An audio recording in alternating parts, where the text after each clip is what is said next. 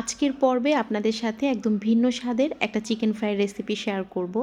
এটাকে আপনারা চিকেন পাকোড়াও বলতে পারেন, তবে আমি তো এটাকে দেশীয় স্টাইলে চিকেন ফ্রাই বলে থাকি।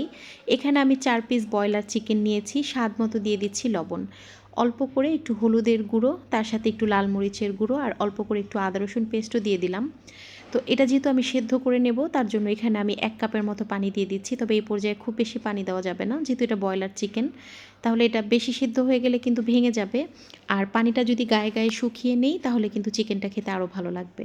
আচ্ছা, এটা সিদ্ধ হতে হতে আমি এখানে একটা ব্যাটার রেডি করে নিচ্ছি। এখানে আমি 1 কাপ বেসন নিয়েছি আর 1 টেবিল চামচ দিয়ে দিচ্ছি কর্নফ্লাওয়ার, স্বাদ মতো দিয়ে দিচ্ছি লবণ আর হাফ টেবিল চামচ করে হলুদের গুঁড়ো, মরিচের গুঁড়ো, তার সাথে ধনিয়ার গুঁড়ো আর ভাজা জিরার গুঁড়ো দিয়ে দিলাম।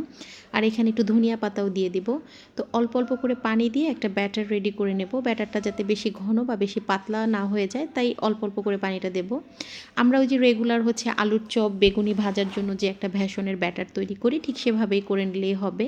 আর এই ফ্রাইটা কিন্তু ওই যে ফুডে যে দোকানগুলো মানে স্ট্রিট ফুড, সেখানে খুব বেশি পাওয়া যায়।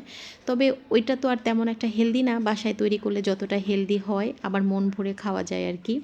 তো ব্যাটার রেডি করতে করতে কিন্তু চিকেনটাও আমার সেদ্ধ হয়ে গেছে। দেখেন পানিটা শুকিয়ে একদম গায়ে মাখা মাখা করে নিয়েছি, যাতে মশলাটা চিকেনের গায়ে লেগে থাকে।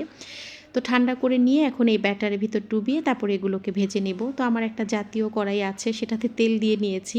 এই কড়াইটাতে ভাজা পোড়া করতে কী যে ভালো লাগে, হয়তো সবার ঘরেই এমন একটা আছে।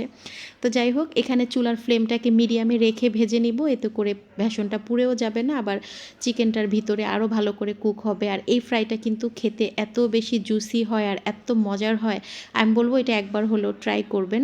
তো আজকের রেসিপিটা যদি আপনাদের ভালো লাগে অবশ্যই কমেন্ট অপশনে জানাবেন। আল্লাহ হাফেজ।